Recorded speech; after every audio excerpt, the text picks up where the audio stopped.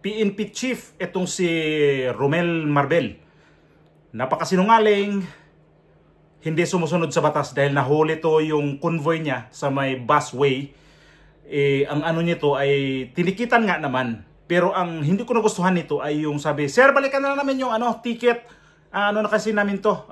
Pupunta muna kami doon sa may Camp Crame kasi urgent daw yun sila na mayroon silang kailangan lang nagmamadali dahil mayroon sila sa Camp Crame." So ito si Marbel, PNP chief ka sir, pero hindi ka sumusunod sa batas. Alam mo naman yung busway na yan, hindi yan para sa mga PNP chief na kagaya mo na anong feeling mo. Presidente ka? Ganon na ba yon? Ha! Tapos pagka nabatikos ka, pag nakita ka sa mga tao, galit ka. Kasi parang pinakailaman ka. Huwag ka kasing papasok dyan. Hindi yan para sa inyo Anong gusto mo? Nagpapapansin ka dyan. Ngayon hindi to siya hindi to siya sinasanto ni Ted Filon at saka itong GMA7. Ito si Ted Filon muna inahin natin ng video na may nag-react dito sa kay PNP Chief Marbel. Pasok ko muna yung video pero bago yan, paki-subscribe at paki-like itong video na to. Nagpaliwanag po si PNP Chief Romel Marbel matapos sitahin na naman po ang convoy ng mga pulis sa EDSA busway.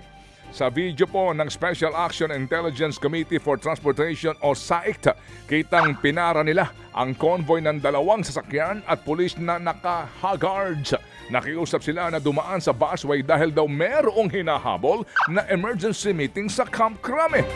Sinabi po ng mga pulis na convoy daw ito ni PNP Chief pero sa huli, tinikitan pa rin sila ng SAIC. Good job! Ayon po naman kay General Marbel, totoong may emergency nga daw po na kinakailangang puntahan ang convoy kaya nagpatikit na lamang sa busway sa halip na maipit sa traffic.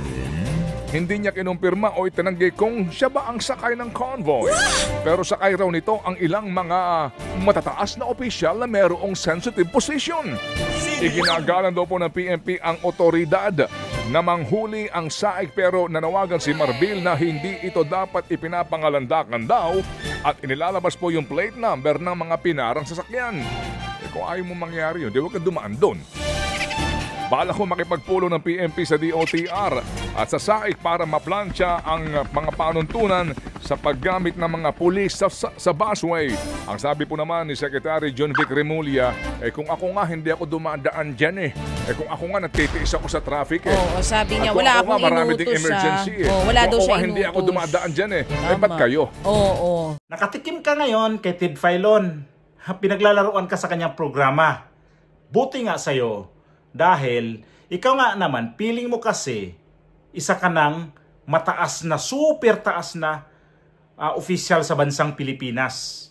Alam nyo sir, PNP chief, dapat kayo ang unang sumunod sa batas, hindi kayong unang lalabag sa batas. Ano yun, sinasadya mo? Para mahalungkat na pati ikaw pwede kang dadaan dyan sa busway? Kasi nga, ang pwedeng dadaan lang dyan, 5 pinakamataas na opisyal lang sa Pilipinas. Presidente, Vice Presidente, Senate President, Speaker of the House, at saka itong Chief Justice. Anong gusto mo? Pati ikaw. Kaya pinasok mo na rin yung bus lane na yan. Ngayon nakatikim ka rin dito sa sa GMA7, kay Joseph Morong. Binalita ka nga. Buti nga, itong GMA7, saludo ako sa inyo nito dahil di nyo to pinalagpas. Pasok ko na ipasok ko tong video ni Joseph Morong na nakita niya o binalita nila itong si Marbel na pumasok sa busway. Pinaimbestigahan ni DILG Secretary John Vic Remulla ang umano'y pagdaan ng convoy ni PNP Chief Romel Marbel sa EDSA bus carousel kagabi kahit bawal. Mailap si Marbel sa pagsagot kung convoy nga niya ang sangkot. Pero pinagtanggol niya ang karapatan niya ng pulisya na gamitin ang busway kung may emergency. Sabay batiko sa mga tauhan ng DOTR na naglabas ng video ng convoy. Ang PNP chief mismo ang sakay ng sinitang convoy ayon sa kausap ng tauhan ng DOTR Special Action and Intelligence Committee for Transportation o SAIC nang sitahin sila sa pagdaan sa EDSA busway sa bahagi ng Ortigas. At ang idinahilan niya bago umalis kasunod ng pangakong babalik na lamang para magpatiket.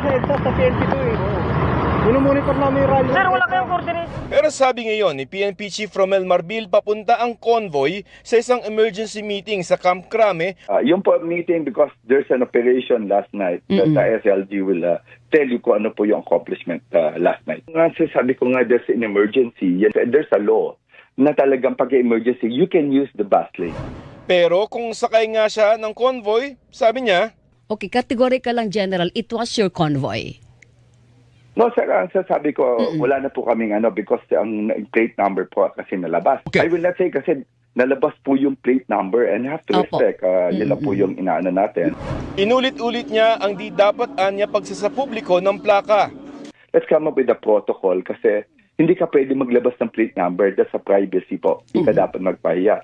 Wala naman pong pinatay ito. But of course, di ba? Hindi pahiyaan itong paggamit ng kaya nga emergency Ayaw ring sabihin ng PNP kung sino ang nasa convoy maliban sa senior PNP officers raw ang lula nito. Yung normal procedure, kung ikaw ay mahuli, i-issuehan ka ng ticket, hindi mo kinakailangan pangalandakan sa mundo yung plate number, pangalan ng mga nahuli mo. Kinumpirma ni Remulla na ipinatawag niya si Marbil pero I did not give instructions to violate any traffic laws to get there. Kahit ako, hindi ako gumagamit ng busway. We have a firm agreement with the MMDA that there is a zero tolerance policy. Kaya iimbestigahan niya ang insidente. Well, number one is the regular policy, but number two, it'll be investigated as whether it is an abuse of authority or not. Sa memorandum ng Department of Transportation sa MMDA, 5 pinakamatataas na opisyal lamang ng gobyerno ang pinapayagang dumaan sa EDSA busway, ang Pangulo, Pangalawang Pangulo, Senate President, House Speaker at Chief Justice ng Korte Suprema. Pwede rin ang on-duty na ambulansya, truck ng bumbero at sasakyan ng PNP, mga service vehicle na nagtatrabaho para sa EDSA busway project at syempre mga bus na otorisado roon ng LTFRB. Makikipag-usap uli ang PNP at DOTR para pag-usapan na baka sakaling magkaroon ng leeway yung mga emergency unit na nagre-responde upang mapagbigyan ng paggamit for as long as merong mga uniform personnel. Hiningan pa namin ng pahayag si Transportation Secretary Vince Dizon, dati na rin sinabi ng SAIC na ang pag-video at pagsasapubliko ng operasyon ay para masigurong walang pag-abusong nagaganap. Nakita niyo naman anong reaksyon nung humuli sa kanya yung underho siya ng DOTR. Kasi nga naman sir, wag ka nang kasing pumasok dyan. Hindi ka nga ngayon kinampihan nga nitong si Vince Dizon at saka itong si Vince Dizon yata hindi pa nagsalita tungkol dito, pero itong si Remulla, itong si DILG Secretary nagsalita na hindi siya pumasok diyan kahit pa nagmamadali siya. Kasi kung kailangan nyo nagmamadali kayo, umalis kayo ng maaga. Huwag kayong nagmamadali tapos idamay nyo yung busway na yan. Yung busway na yan, yan lang yung daanan. Kaya nga busway Daanan ho ng mga bus yan. Para ho yan sa aming ultimong manggagawa. Kasi kaming mga ultimong manggagawa, galing kami sa trabaho, pagod na pagod kami. At least man lang, giginahawa yung pag-uwi namin sa trabaho o papunta sa trabaho namin kasi haggard na haggard. Buti ka, ikaw nakaupo ka lang nag-uutos ka lang nagyabang ka lang Ito yung mga galamay mo, todo dipinsa sa'yo. 2 TV station, 2 broadcaster ang hindi nagustuhan yung mo. Hindi lang ito yung nag-react nito, maraming nag-react sa'yo. Alam mo na nga naman, bawal yan. Bakit pinilit mo yan dyan? Tapos, sama ng loob mo dito sa taga DOTR, under ng DOTR, na ginagawa namin yung trabaho niya. Pag hindi kayo hinuli dyan, ano mangyayari ito? Tanggalin niyo yung ito yung trabahante na to. Kasi hindi sumunod sa batas. Hindi siya sumunod sa kanyang trabaho. Ngayon, Sinong kawawa? Itong pobreng manggagawa. Ikaw, kasi official ka nga, anong mawawala sa'yo? Wala. Itong pobreng manggagawa, mawawala ng trabaho, tapos mawala pa ng sweldo. Maawa naman kayo sa mga taong ordinaryo, PNP chief. Kung nag-aral ka sa mataas na paaralan, gamitin mo yun. Gamitin mo yung pagka-PNP chief mo. Huwag kang ipal, huwag kang yabang. Dahil hindi yan nakakabuti sa inyo. Kami ang may karapatan dumaan dyan sa busway. Huwag kang mag-antala sa mga bus na dadaan dyan dahil hindi yan para sa mga PNP chief. Mga bumbero nga dyan kung kinakailangan lang dadaan dyan. Ay nako naman, chief. Kawawa ang taong bayan nito. Ang kapal ng mukha naman nito. Pag kami mga maurina yung taong magsalita ninyo, galit kayo. Pag kayo nitong sa mga ordinaryong tao, walang magawa dahil takot sa inyo, dahil may mga baril kayo, at saka ginamit yung kapangyarihan nyo, kaagad-agad kayo, demanda kaagad kayo, kakasuhan ang sa inyo, magsalita against sa inyo. Ay naman, kung talagang gusto nyo baguhin ang sistema ng PNP, na linisin mo muna sarili mo. Huwag ka munang magmalinis, huwag ka munang titingin sa tagiliran mo at saka sa likuran mo dahil ikaw mismo dapat linisin mo rin yung imahe mo. Dahil bawal na nga, dyan ka pa dumaan. Ang hindi ko nagustuhan talaga yung nagpa-ticket. Kaya lang, balikan mo na yung ticket kasi ihatid ka muna sa Camp Crame. Hindi ka nga nagpakita hindi ka nga doon na pasensya na. O sige.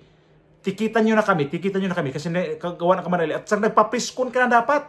Nahingi ka na paumanhin sa taong bayan. Hanggang ngayon, hindi ka nga nagsalita Puro ka nga lang phone call pag in-interview ka Pamidya ka. Utusan ka namin, magpapriskon ka sa nangyari. Huwag mong idiin itong mga taga DOTR na gusto pang baguhin ang patakaran dyan, pati ikaw dadaan. Abay, special ka, no? Vice Presidente nga dyan, hindi nga dumaan Chief Justice nga dyan, hindi nga dumaan Pero ikaw PNP Chief, sinadya mo siguro yun para pati ikaw makadaan dyan. Paano yung Armed Forces of the Philippines, yung happy nila doon? Yung Chief of Staff nila? Ay nako, hindi talaga maganda to. Kaya kaming mga taong mamamayan, hindi kami bulag, hindi kami bingi. Kaya kami tumugon na dito sa yung kahambugan, kayabangan mo, sir. Tumahimik ka na nga lang yan dyan. Tuluyan. Maghingi ka ng sorry in public. Kasi publiko yung nangyari sa'yo. Kawawa mo yung enforcer. Hinarangan. Buti nga di talaga siya nagpatinag. Di nga nagsabi yung sakay nito PNP chief senior officer ng PNP. Ganun lang yun, senior officer. Naman lumaki na ulo nito porque in-extend yung ranggo mo ay yung serbisyo mo ni Pangulong Duterte. Ni Pangulong Marcos. Tumigil na nga kayo. Bangag na nga yung amo nyo. Magpakabangag din kayo. Ay naman PNP chief, PJ, shout out dyan sa mga PNP abusado. Kayo, hunos dili kayo kasi yung amo nyo 3 taon na lang natitira niyan. Hindi nyo alam kung saan kayo pupulutin pagkatapos nito. Huwag kayong masyadong yabang. Huwag kayong masyadong ambisyoso. Yun lang